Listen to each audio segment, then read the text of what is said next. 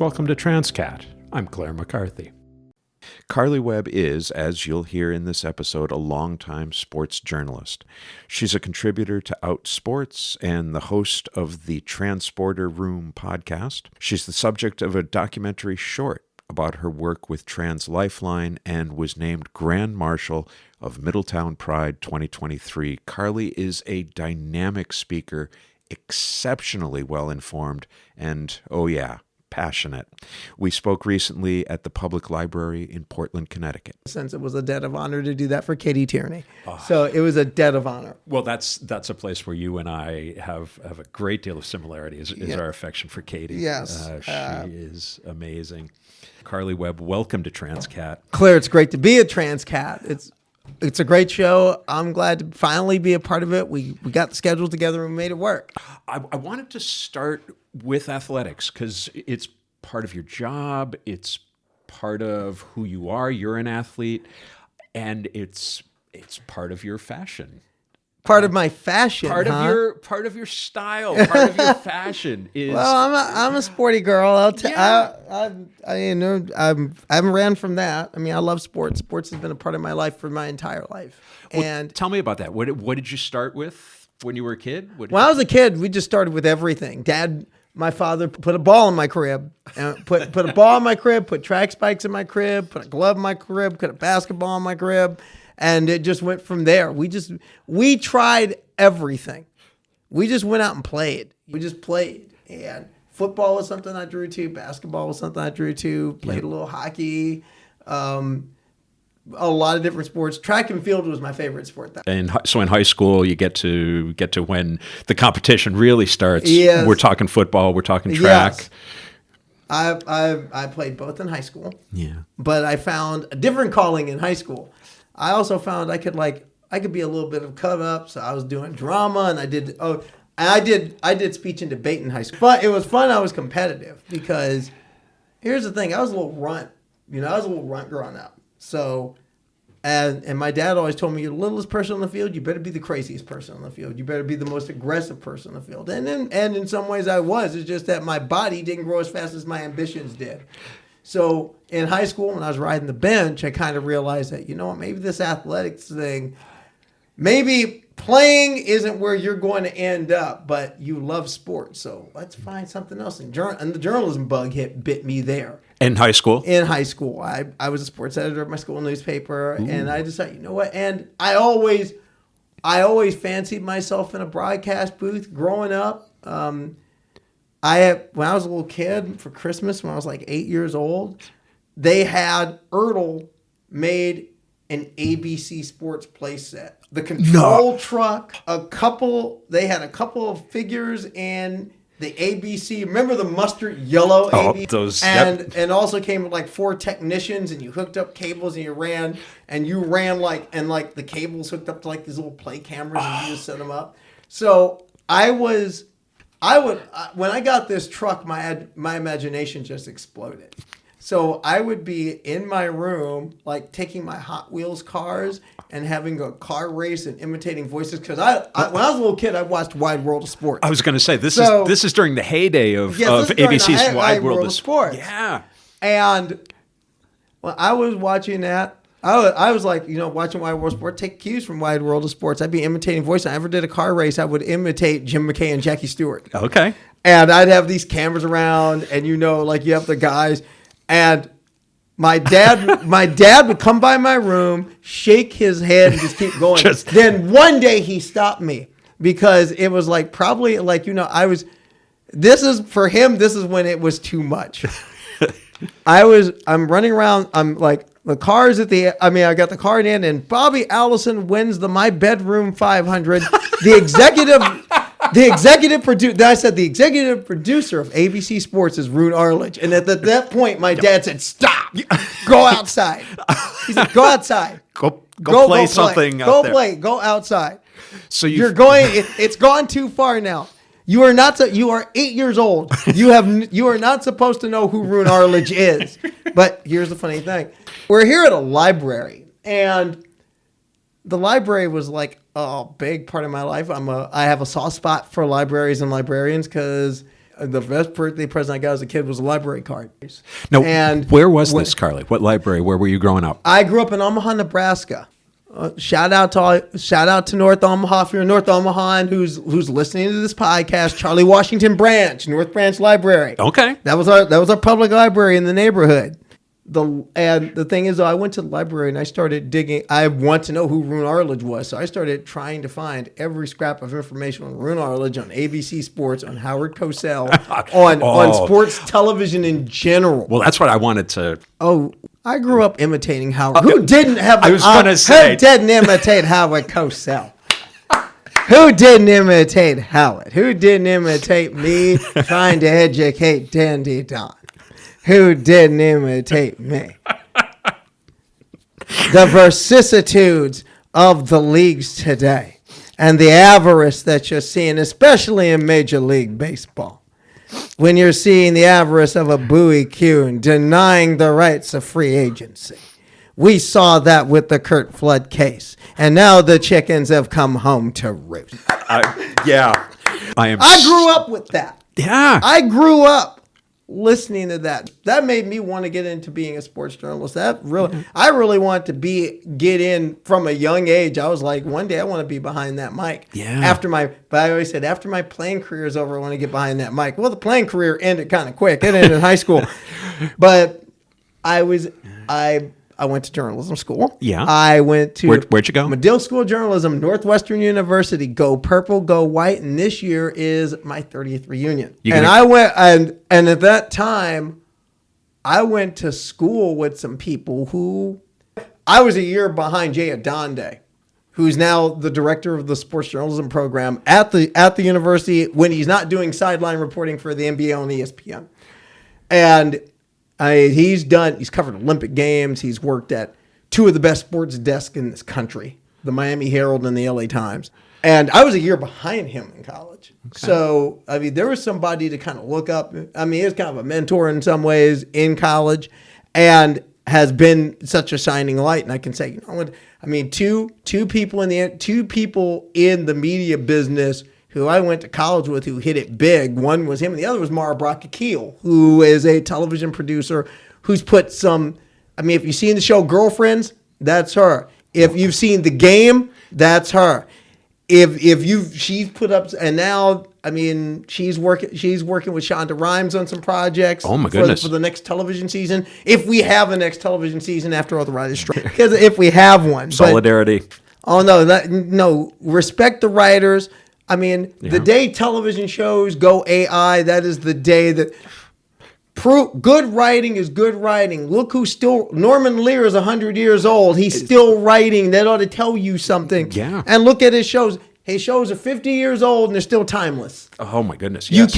AI can't do that. Yeah. Trying to cost cut can't do that. Respect the writers. So no, I'm all about I'm all about the Writers Guild. I'm standing with them as another union. Hey, as another union sister, I stand with the Writers Guild. Where did this track take you? You were just talking about a couple of your colleagues at school. Where professionally did your love for sports journalism take you? Strange enough, it took me back home. It took me back home. I got a job at a television station in Omaha, Nebraska. I started there editing videotape. For actual physical videotape on the cassette. Old school videotape. It wasn't nonlinear in digits as we are now. It was literally, you had a tape in one deck and a tape in the other. And I started in the business in 1994. Okay. And I was editing videotape for minimum wage. The real minimum wage. I'm talking the $3.35, the original minimum wage. But at the same time, I talked to our news director, good man named Bradley J. Gonzalez, God rest his soul. And I said, I'm a reporter. That's what I went to school for. That's what I want to do. He said, you're going to get the opportunity to produce. Tell you what, that time we only had we were a relatively new news product, so we only had our news Monday through Fridays. We hadn't started a weekend cast yet. He says, on the weekends, you want to go out and cover a story and show it, and I'll give you pointers, and who knows, I'll give you a shot if you're good, if you eventually show me you're good. So I kept doing it, and then that summer we expanded the news to Saturday and Sunday. And that one Saturday, It was one day where I was in the Bay and there was this story. They didn't have anyone to do it. So I said, I'll do it. And our anchor woman at the time, Tamara Bowen, gave me an opportunity and said, okay, you go get this story. Got the news director say, okay, if the story sucks, don't run it. Didn't suck. They ran it. After it ran that night, after I did my normal job, my job, which was editing the news content for that nightly news, he came up to me, shook my hand, and said, you keep doing stuff like that, I'll keep putting it on the air, and I'll keep putting you on the air. 2 months after that, we needed a new weekend sports anchor. It was Labor Day weekend, and he said, you want to anchor sports? I said, yes, I do. He said, I'm going to give you a weekend. I'm going to give you Friday working with our Friday night football coverage. I'm going to give you Friday, Saturday, Sunday, and Labor Day Monday. Wow. If you suck, I'm firing you. Not only you will lose all your jobs if you fail. Wow. You will lose all your jobs if no you pressure. Suck. No pressure. Just go out and have fun. Yeah. Have fun. But if you suck, I'm firing you. You're not only going to go back to Ed, but you don't have a job playing with. He was messing with me. But he was just sending me back to Ed and get someone else, most likely. But that first Friday night, 10 seconds before air, prompter crashes. Our teleprompter died. Yeah, teleprompter died. So here I am, 10, 9, 8, 7, no prompter. Gotta wing it, no prompter. But I memorized my script because I had learned in college. I had a broadcast professor named Robert Mulholland. Robert Mulholland, before he was in academia, he was the president of NBC News. When NBC Nightly, he was president of NBC News when NBC Nightly News started. When they ended the Huntley Brinkley Report and started NBC Nightly News. He was David Brinkley's boss. And he always taught us, don't rely on the technology, rely on you. Rely on your brain. You know how to do this. You know your copy. You wrote it. You know it. Back when it was John Cameron Swayze, there was no teleprompter. Teleprompter is a relatively new invention. It's new. You will learn. If your teleprompter dies, you better know it. For live shots, you have to know it. You have no prompter. Right. And he drilled that into us.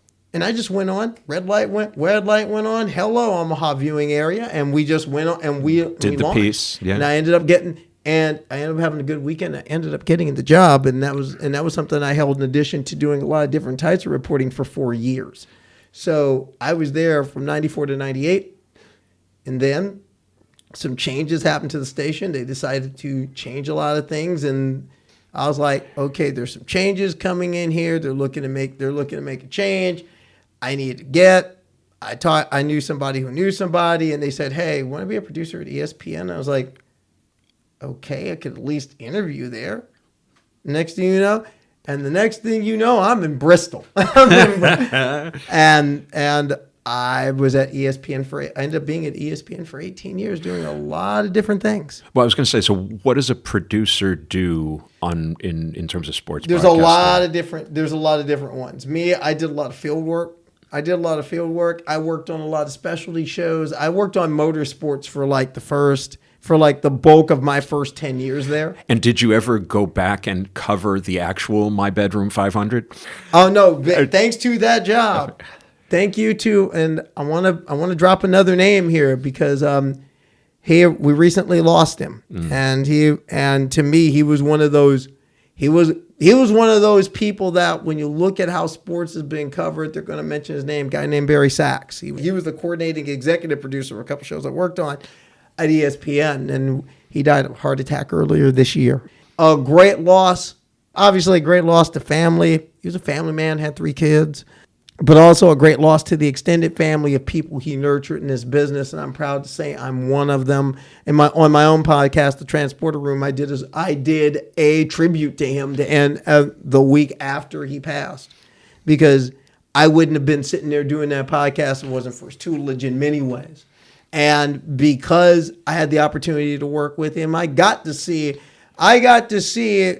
the dream that the My Bedroom 500 was based on. I got to walk into Indianapolis Motor Speedway and see my favorite sporting event. I got to cover like 7 Indianapolis 500s working with him. I got to see a lot of great things and do a lot of great things working on some of the things I got to work on at ESPN. It was 18. I was there for 18 years in a number of capacities. And it's something when you get to see sports done from the Mecca of where it's done. I mean, Right. There's a reason why it's been around 40 years. Yeah.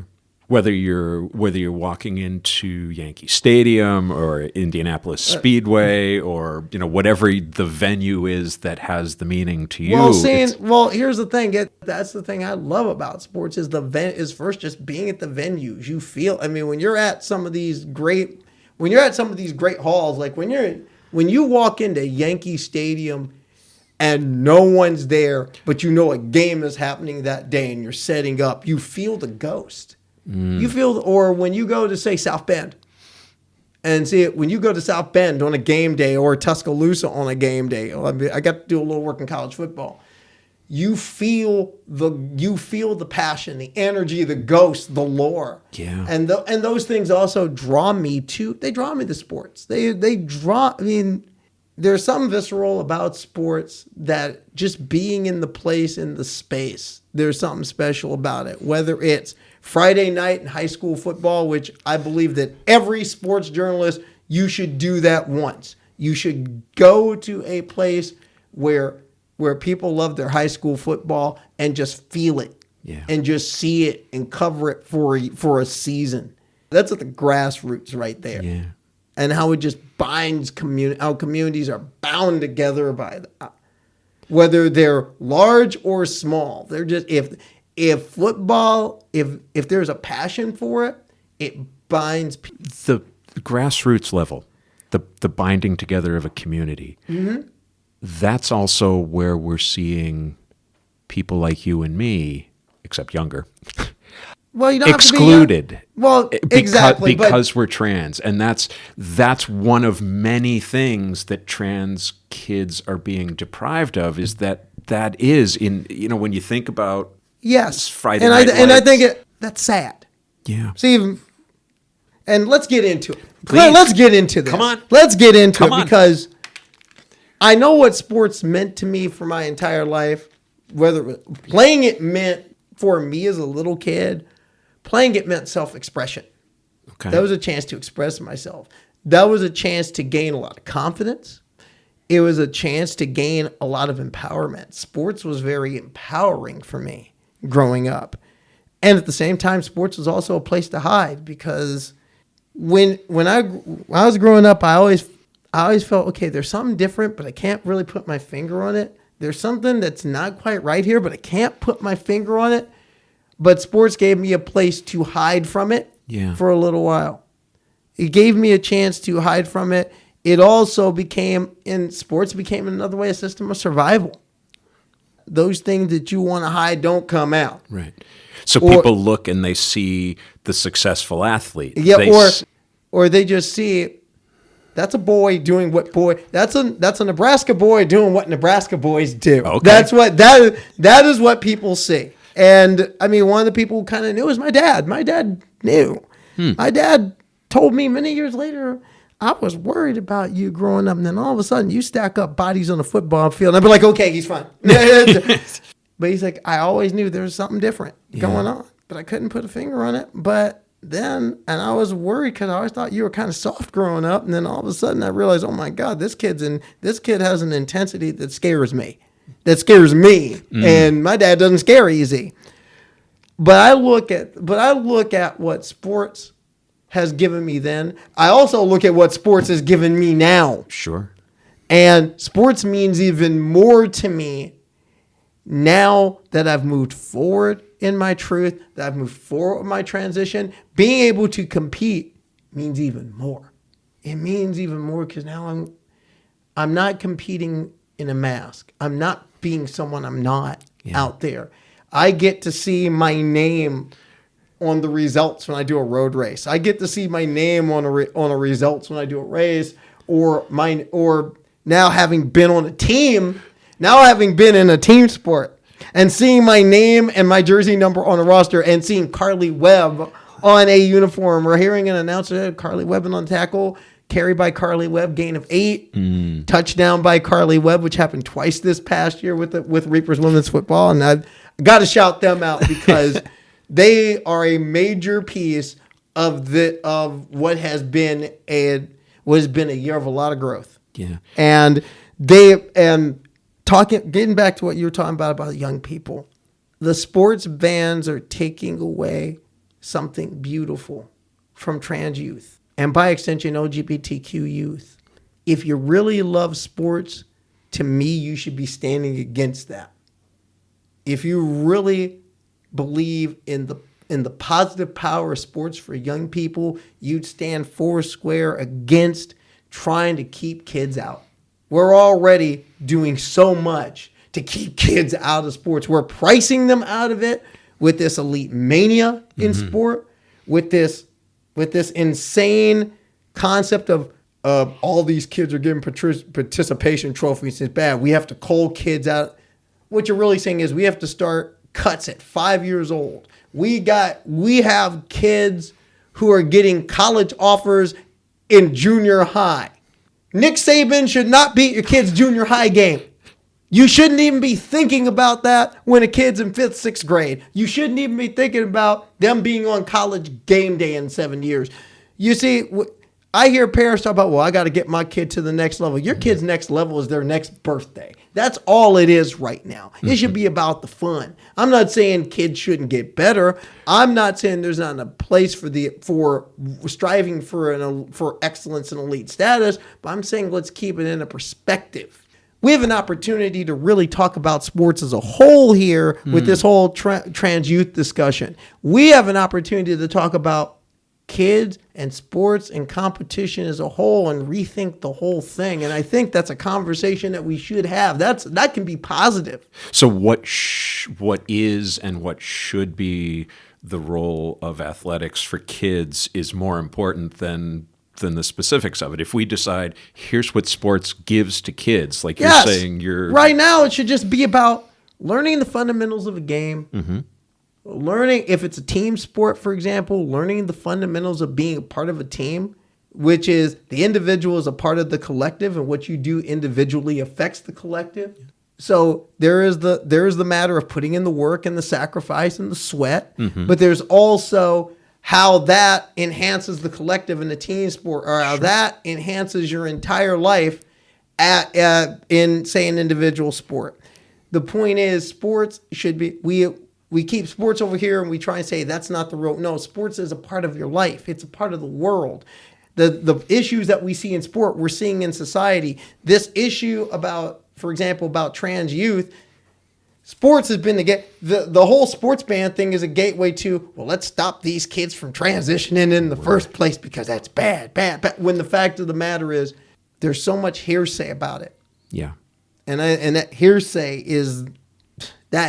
it blows my mind what people believe. The misinformation. The bad misinformation. Yeah. The misinformation that, the doctors are passing out these hormones like candy. No, they are not. And, these parents that are affirming their children, it's child abuse. No, it's child abuse when you don't affirm your child. Right. It's child abuse when you're sending your child to conversion therapy. When you're your child's bully, that's child abuse. And sports was the gateway drug for all this. These sports bans were a gateway drug. And that's the real sad thing from the people who say, well, it's all about fairness. Because let's talk about what this, if we're going to talk about this, Claire, let's talk about what this is really about. Because that's the question. That's Title IX. Well, first off, no. See, that's one of the biggest myths going. Well, it'll threaten Title IX. How? No, you want to know who's threatening, for example, there's a lot of parents who talk about, well, my daughter, this would take away a scholarship from no, you don't have a trans girls in sports problem. You have I can't afford college problem.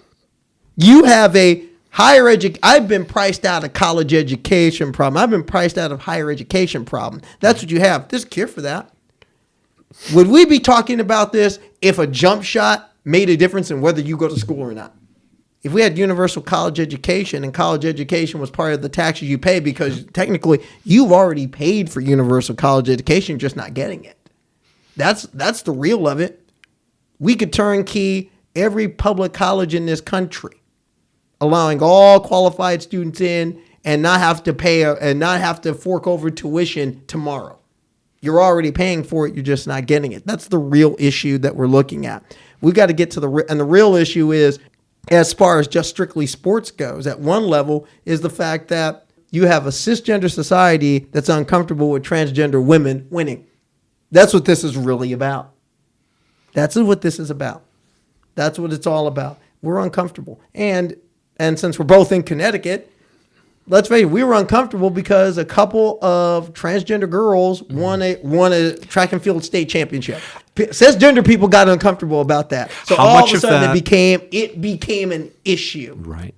How much of that can we talk about without telling somebody else's story? Because I know you were there.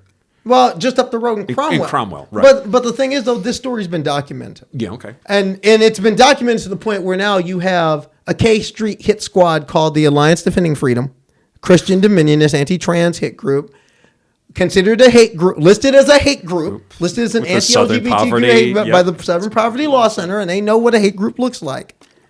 And now for the fourth time, they're dragging the Connecticut Association of Schools and the Connecticut Interscholastic Athletic Conference into court again to try and take away something for kids who haven't stepped foot in Connecticut high school in about 5 years now. All of the main participants in this will graduate from college over the next year. Andrea Yearwood, Terry Miller, Chelsea Mitchell, Selena Soul will all graduate from college next year. They're all going to get their degrees and go on with their lives. Alana Smith, who was a highly touted, highly regarded athlete who's a part of this lawsuit for reasons I can't fathom, is currently just ended her freshman year at a Power 5 school. She is running track on scholarship at the University of Tennessee. That's in the Southeastern Conference. Yes, that Southeastern Conference. You know, the best track conference in the country right now. She's in the high church of her sport. Right now, as we're speaking, the USA Track and Field Championships are happening right now. You will be seeing Alana Smith at a future national championship meet, fighting for a shot to be on Team USA. She has that level of talent. She showed that level of talent when she was at Danbury High. Why she's in, and she says that because of two transgender girls, she lost opportunities. What opportunity did you lose? You are at a Power 5 school. What opportunity did you lose? And why this case is still going on. Chelsea Mitchell is going to be 40 years old and still suing over this. I see this coming. And this is the farce that people believe this. People buy this hysteria. And they buy the misinformation. And when they buy this misinformation, then they buy the next set, which has to do with, for the people that are selling this hysteria, this is what they want you to do. They want you to say, okay, let's keep them out of sports. And you know what? No, next, we're going to keep them out of the locker room, out of the bathroom, which means we keep these trans kids out of school. And, we're going to make sure that they can't transition because we believe they shouldn't exist anyway. Because that'll fix the sports problem, right? If we just don't allow them to transition, then they won't be there in the sports. But on the other side, at the same time, a lot of these people, especially a lot of these people who say save women's sports, fairness for women, yada, yada, yada. These are the people who say, well, you can't have these men who went through a male puberty and all of a sudden they're these biological male. Well, you know what? There's an answer for that. Let kids transition early. Let kids and parents and medical professionals who are working together work the issue for themselves. Then guess what? You don't have a problem. Yeah, right. You don't have a problem. If a kid is starting if you're allowing, say, puberty blockers at 12 years old, by the way, not experimental. This stuff's been around 70 years. And has been used with cisgender kids who are undergoing precocious puberty. This is nothing new. Allow these kids to do that and move forward, and allow these families who decide that I want to affirm my child to move forward and stop messing with them, then that problem's solved. We really have to get to the germ of the fact that it's about discomfort. It's not just about discomfort with trans people in sports. We have a discomfort.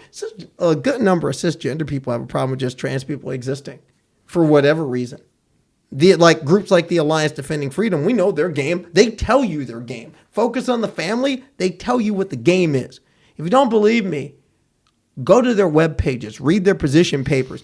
They're the people that said out loud, we want to separate the LGB from the T, so then we can tolerate the cis lesbians and gays for now, but when we're done with these transgenders, we're coming after the rest of you. Yep. And they were already doing it. And they put it out to you. And marriage equality is next on the list. Obergefell's already being targeted. Yeah. They're targeting Obergefell. They're targeting Loving versus Virginia. That's how far they want to go. No, that's how far they want to go. They've already told you. They went right after Roe v. Wade with this. They went after they did on the back door. See, they got people so ginned up about trans people, they took away the rights that you care about when you're not looking. And that's what people have to understand. This trans hysteria was not just about trans people to the people that are selling this to you. This is about something bigger. And here's the thing. I've had people tell me, oh, Karleigh, that's a conspiracy theory. No, it's not. They tell it to you. They said that's what they were going to do, and they did it. And going back to the kids, that's what's happening. They're using the most vulnerable to pick on people just as vulnerable, to go down the list. And they started with the most vulnerable, which is just young trans kids trying to live. Putting the situations for the parents such that the parents are now terrified of doing the right thing by their kids. Yes. Right? If I do the right thing by my kids. Because you want to look at Florida's criminalizing it. It's criminalizing. Texas is criminalizing it. They'll take my kids away from me. Yes. They'll, I find that absolutely aberrant. It's aberrant that we have political refugees in this country right now. We have political refugees living in this state right now, living in Connecticut right now, because they fled these states.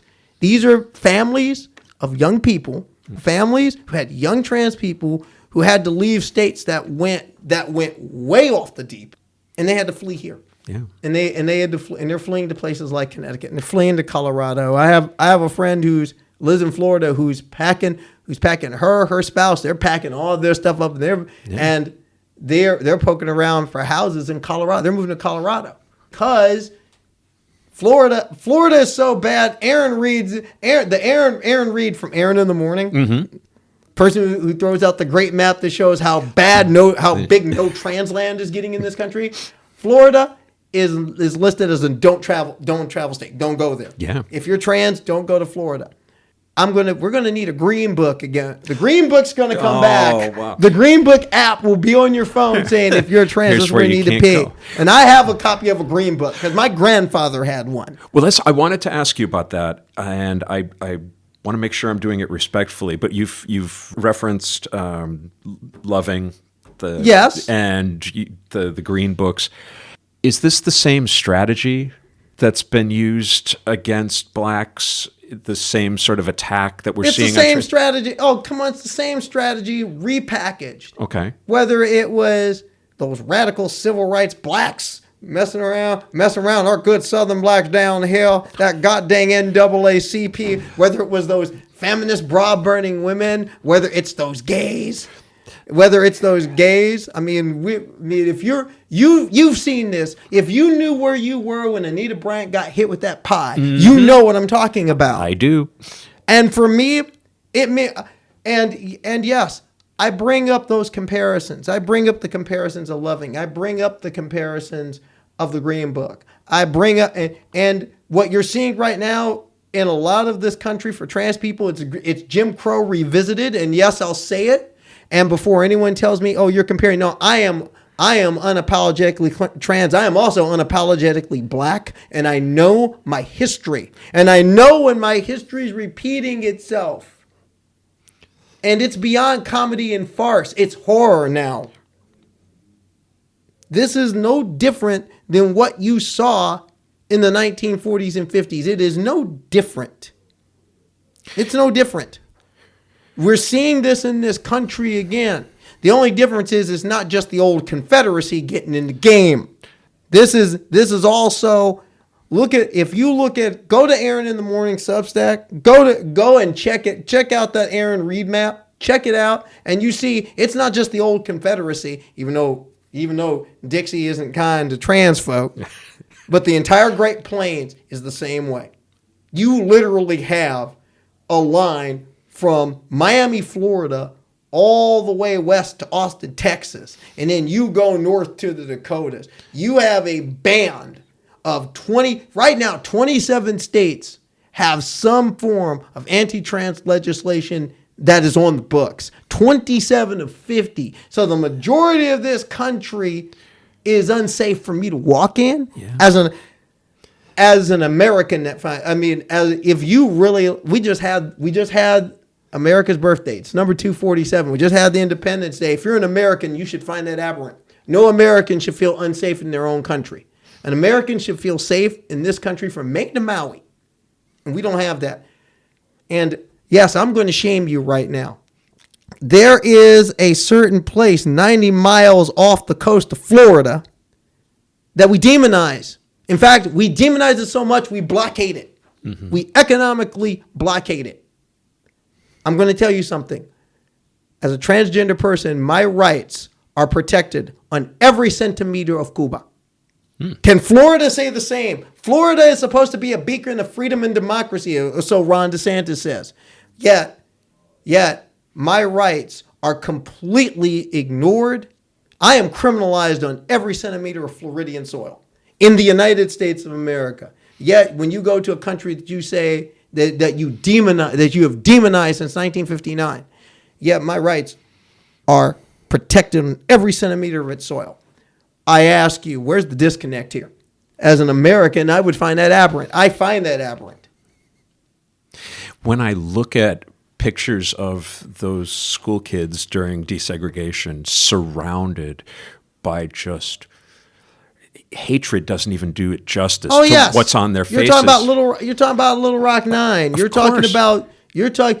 This is how far people, remember how far people went back then. People went so far to fight desegregation that they said we will close our schools rather than have black kids in them.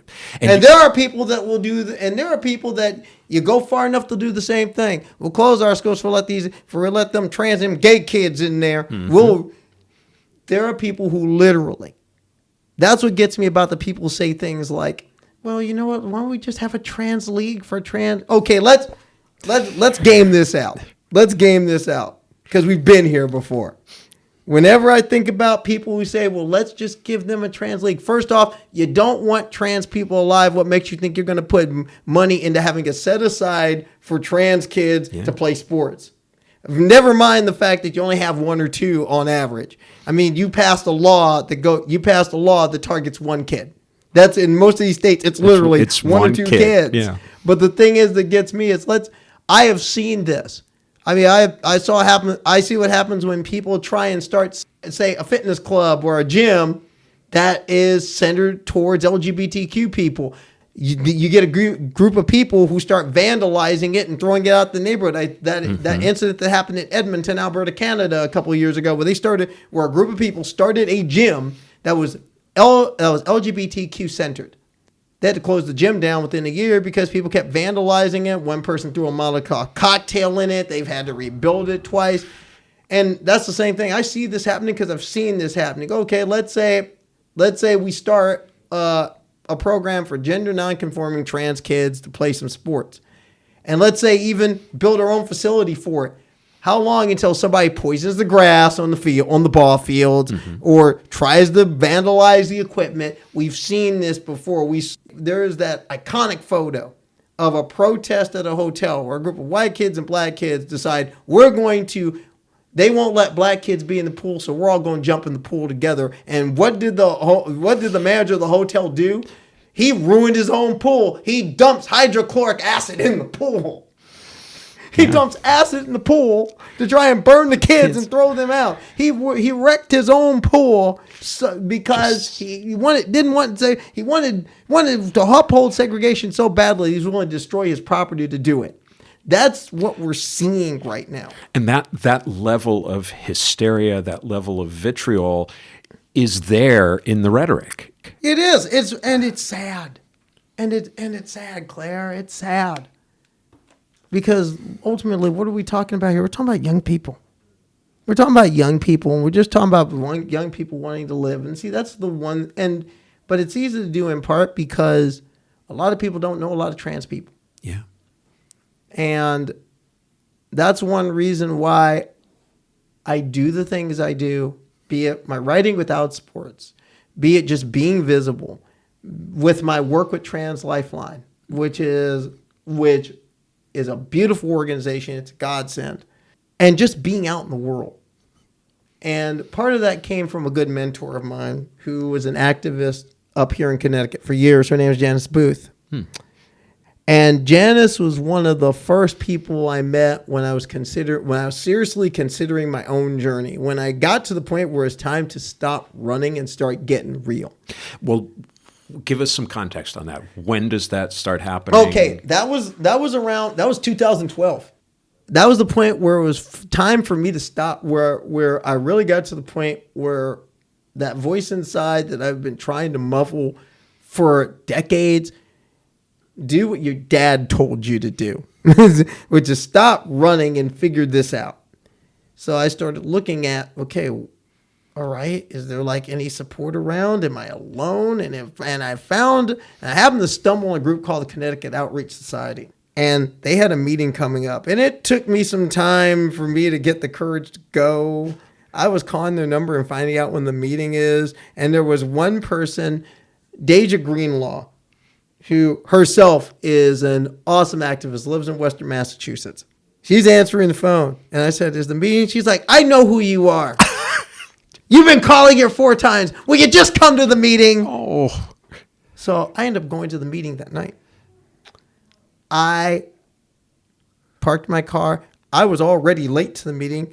I was another 15 minutes late to the meeting, getting the courage to go into the meeting. I go into the meeting. And I see first a room full of people. At the head of the table is an older woman in her 60s looking at me saying, hi, welcome. You're late, kid. Sit down. That's Janice Booth. If it was up in her head, it came out of her mouth. That was Janice. That was blunt. That was blunt Air Force veteran Janice Booth right there. But I was embraced by a lot of people that night. And that embrace just kept going because I was peeling back layers and figuring myself out. And within 4 years after that, I was ready to move forward. And a lot of these people were there. One of the things Janice told me was, you see, you have to be out in the world to let people know that you're in the world. And I didn't transition to hide. And that's something I want cisgender people to understand. We don't transition to hide. No one transitions to win a ball game. No one transitions to dominate sports. Don't get me wrong, I love playing sports, but that wasn't why I made the moves I made starting in 2017. In fact, starting the day ESPN laid me off after 18 years was the same day I decided I can't have a foot in both worlds. I need to move resolutely into the world I want, which is me being me. I did that to stop being broken. I transitioned for that. I transitioned to live, and I didn't transition to live in another closet. I transitioned to be out and about and just live my life. And that's all we're doing. That's all any of us are doing, is just living. Yeah. And it's the same thing with these young people. These young people, first off, people believe the trans youth don't know. No, they know who they are. I used to be one of those who believed that, even in my own process. And then I had the opportunity as my own egg was cracking to meet these young kids who are moving out and marching resolutely into who they are. Yeah. And believe me, you listen to those kids and you listen to these kids, you sit down and talk to these young people, and they let you know who they are because they know who they are. Yeah. No one coached. See, you get people who say things like the parents are coaching them. No. If anything, these kids are coaching the parents. Because you ask any affirming parent, 99.99% of them will tell you, I struggled with this. One of my best friends, in fact, another person who led me to my truth when I was in denial, when I was floating down that river in Egypt, she's about as steadfast a parent as you're going to get, but even she admits she struggled. My kid first came out to me, struggled. And all these parents struggle because it's new and they're afraid and they don't know what to do. And they're hearing all this stimulus coming from outside saying, and some people are saying, you're wrong for doing this. You're being too permissive. You're being a bad parent. Mm-hmm. They're hearing all this noise.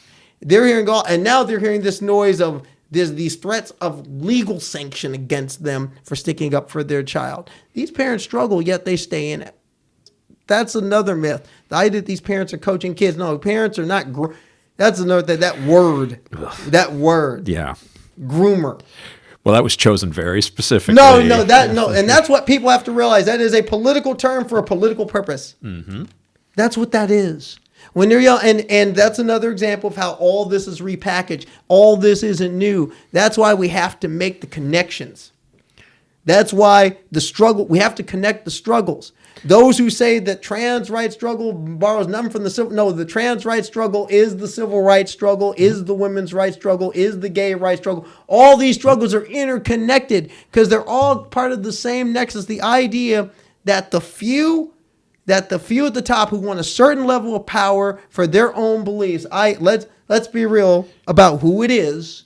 It's largely white nationalist, Christian dominionist people who have, unfortunately, they're small in number, but they've gained power and they've gained influence. And now what they want to be able to say is, we want society in our image, and that image doesn't include any of you. So all of us who are considered not to be included, we need to come together and make the connections. What we're seeing with this bathroom panic, we saw it in the 60s when they had white and colored fountains. It wasn't about drinking fountains. It wasn't about bathrooms. It was about discomfort with difference. It was about discomfort with people that we consider undesirable, that we don't want here. That's what this is. That's all this is. And those of us who have felt the sting of that, we need to be coming together and fighting against it, because we have our society. We cannot continue in the direction we have, especially with the biggest existential challenge to human beings is right in front of our face. How are we going to fight that as a divided species? I know it's getting a little sci-fi for people, but that's the fact of the matter. We have this big ugly thing ahead of us. It's called climate change. But you're wasting time because you want to ride down on fellow human beings. One of those trans kids that you want to ride down on could be the very kid who could give the research that can unlock the door to figuring out the climate issue. That black and brown kid that you want to discount, that could be the kid who ends up being the one behind the microscope who unlocks a key that can get us another piece of that puzzle. We are at a point in our society where we can't count anyone out. It's too late in the day. We need us. We need all of us. Yeah. But at another level, just for society to function. And right now we're dealing with that just in this country. The trans debate in this country is actually a small part of a bigger issue. What kind of country are we going to have? Because there's only two choices. We either are going to have a functioning, multiracial, multi-ethnic, inclusive democracy that includes every person within it, or we're going to have a white nationalist, Christofascist police state. Which one you want? You can't have them both. And those are the choices. That's the choice. I know what I want. Yeah. I know what's healthier not only for this country but the world. But we have to get past all this myth and all this nonsense. And I think it needs to start with quit riding down on the kids, number one. Because they're going after the kids. They're already going after health care for the kids, and now they'll go after health care for us. And we're both not spring chickens anymore either. Isn't that the truth? Well, one of the things that you said that really stuck, it was you used the word broken. And we've shared our own stories enough that I felt that way as well, that I only came out after I was too broken to continue. Wouldn't it be a desirable goal to have an America, have a world where queer kids didn't have to reach a breaking point before they could come out and just be themselves? What if they could just step over all of those years of internal struggle and self-loathing and just get right Yes. to being part of the community Yes. and solving the problems that we really need to solve. Yes. And also just being the community that we can be and bringing all this energy to the table. Diversity is beautiful. Diversity is enriching. Different perspectives are a good thing. It's how we grow. It's how our society grows, even in conflict.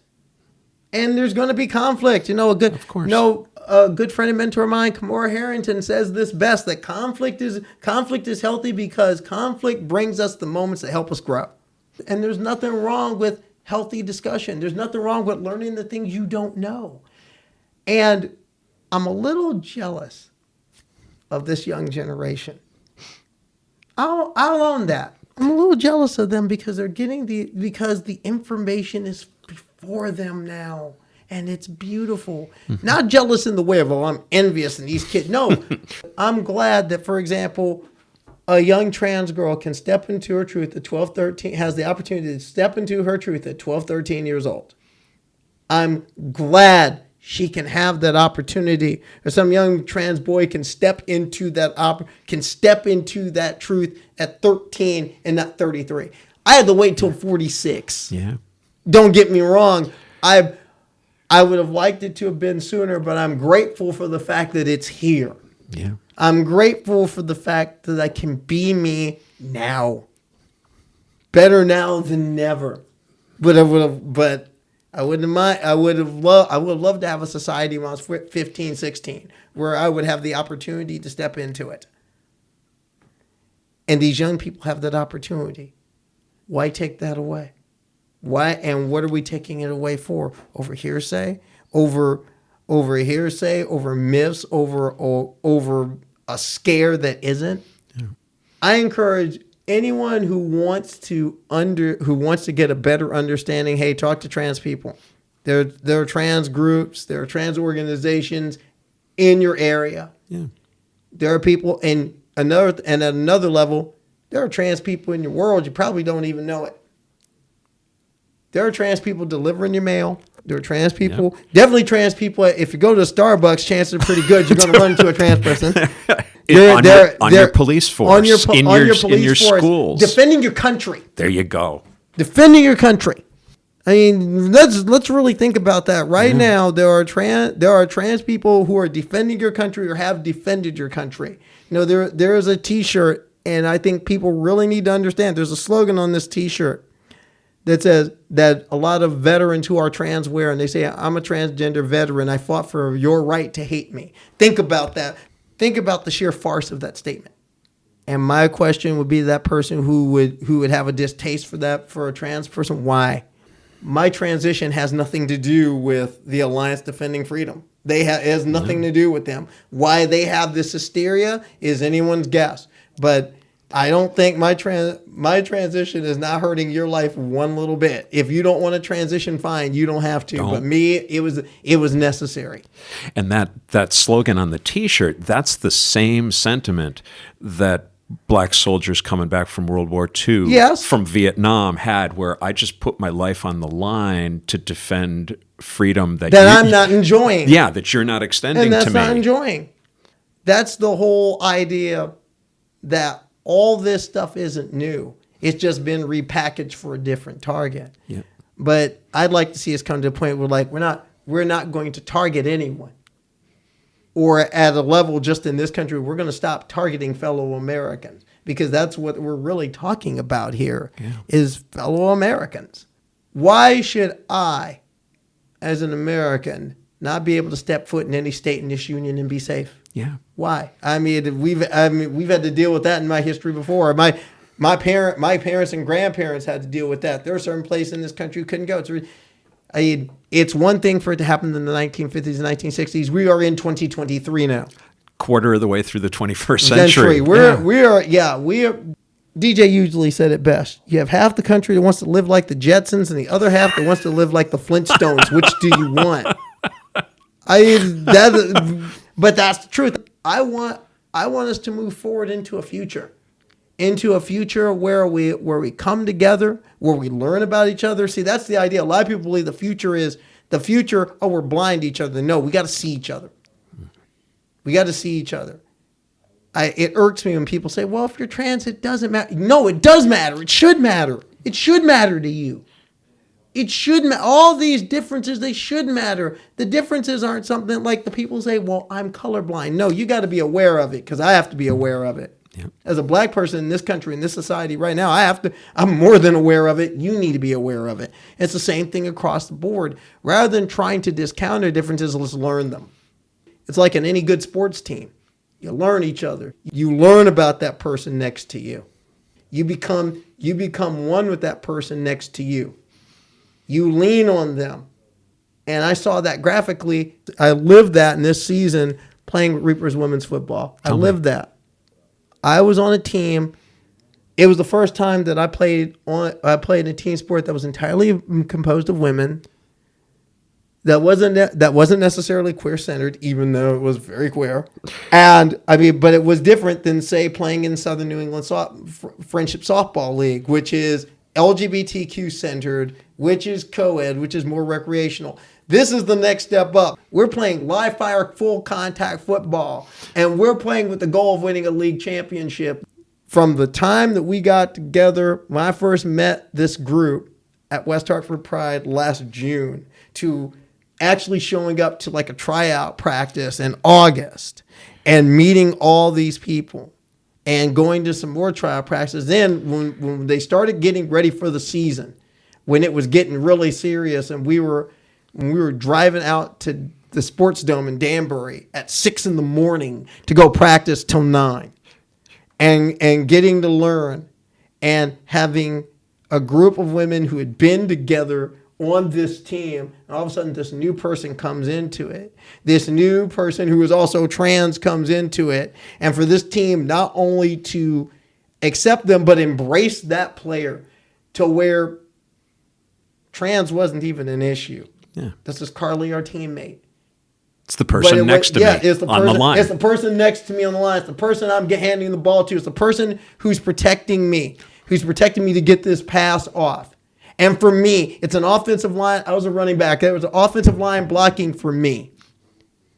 And to be around this team and to practice against one of my best players, Bear Smith, one of the people I love on this team, Bear Smith, Puda Edwards. Yes, I'm calling you out because these are the people who early on, because I had to learn a completely new position. I had to learn defense. I had to learn defensive end. I had to learn how to get off blocks. I had to learn how to get off blocks. I had to relearn how to block. I haven't played football in 35 years. I haven't played football since high school, and I had to relearn all this stuff. And these are people who were had played on various teams for years, and they were showing me new stuff, and they're beating the hell out of me at practice when we were in pads. There was a group of people who just made it their job to plant me like a carrot at every opportunity. Yeah, Nicole Cruz, Anna Villafane, I'm talking about y'all. But the point is that this entire team embraced me. And I became part of that unit. And that's what I'm talking about. We didn't hide the differences from each other. We embraced the differences in each other. We learned about each other. Yeah. We learned about each other. And that's what made us a team. And that's what made that such an experience. Yeah. And that's an experience that needs to be replicated, not just in the team, but in our office spaces, in our civic organizations across the board. We need to stop this idea of being so timid to actually ask the questions about each other, to actually ask what you don't know. We need to, and at the same time, we need to just it's okay to say, I don't understand, but I want to. I had a team that actually say, what made you ask me? In fact, it was my team, Jessica Schuyler, who's our safety, who hits like a hammer. She was asking me, what made you decide to make your move? Yeah. She's like, I had other people in my life who were trans, but what made you decide to make your move? And I gave the story. That's what it was. And you're like, so what led you to want to play sports with all this shit going on, right? Yeah. Why would you put yourself in the middle of that? Because I love sports. Simply put, because I just love sports. And to have the opportunity to be told we're a football team for all women, That was huge for me because this game, because I love football. I grew up in Nebraska. I love football. I grew up in the deep, deep Midwest. To have the opportunity to do this again and to do this as myself, you can't put a price tag on that. But it's the same thing across the board for a lot of people. To me, like, I do a lot of activism, but to me, the greatest activism that trans people do are the trans people who may not be at a march, but they march into their job every day. Yeah. They go out and they march into jobs every day. And I've got friends doing unbelievable stuff. I have friends who are trans who are out here researching alternative fuels, and they're like, I have a few friends who are still active duty military who've transitioned while in uniform. I have others who are like, they have all sorts of jobs, all sorts of walks of life, people who teach. And that's a lot to do. That's a lot when you're trans and you're walking into a school. When you're non-binary, you're walking into a school and you're teaching young people because and here's the funny thing, kids, see, here's the other thing. Cisgender adults, you need to be like your cisgender children because they pretty much get it. Kids get it. Oh, that's one thing. This young generation, and I think that's why people are really threatened by this young generation, because this young generation, they understand the assignment. They know the bigger picture, and the bigger picture is not saying it means nothing to say it's PC to say, well, okay, you're trans, I don't care. No, I'm going to the next level. I want to get to know this person because I'm friends with this person. I work with this person. I go to school with this person. I'm on a team with this person. I want to know this person because it matters to me to know. And I find, and some people find that very threatening because that type of ethos is already seeping into their schools. And now it's seeping into your workplaces. And for the people that gain power from division, that's scary. That's a threat. Because it is a threat, because all of a sudden you have a generation that's saying, you aren't going to threaten my peers. I stand with them. You have a generation that's coming, they're coming out of your schools, they're coming out of your colleges, and now they're coming into your workplaces, and they're coming into civic life, and they're coming on your ballot box. Mm-hmm. They're going to be on your voting paper. We have a congressperson who's Gen Z now, and they're saying, no, they're going to step to you, ask for your vote, and they're going to have this ethos. And to the people that gain power from division, scary thought. And my attitude is, let's make them afraid again. Let's move forward into a future where everyone's included. That is the note we want to end on. Karleigh, that was magnificent. Thank you so much for the time. Thank you. And thank you for what you do, because it's important. It's important for transgender people, for queer people, for LGBTQ people, for all people who are considered quote unquote marginalized. And that in itself is a term we need to work to retire, because no one should be marginalized. Yes. In a society that's building for tomorrow. We need to tell our stories. And the fact is, thank you for giving me the space to tell mine, and giving our trans communities the space to tell these stories, because I think, again, we have to be out in the world to let people know that we're in the world, and you let people know that we're in the world. And that we're not something to be afraid of. So don't listen to the disinformation, because we're just two people sitting in a library. Karleigh, thank you again. Please come back sometime. Oh, anytime. Anytime, Claire. This is Sadie McCarthy. I'm Claire's niece. Transqat is a production of Transqat Enterprises, LLC. Copyright 2022, all rights reserved. Join us on the web at transqat.com. That's TRANSQAT.com. There, you'll find links to Transqat, the blog, writing projects, speaking engagements, and more.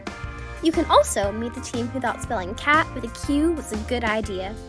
Follow Transqat on Instagram, Facebook, Twitter, and YouTube. Leave us a comment on whatever platform you use to stream this podcast. Just remember to be kind. She has enough self-esteem problems already. To To reach Claire with a question or a suggestion for an upcoming episode, just use the contact page at the website or email her directly at crmtranscat@gmail.com. Thanks for listening!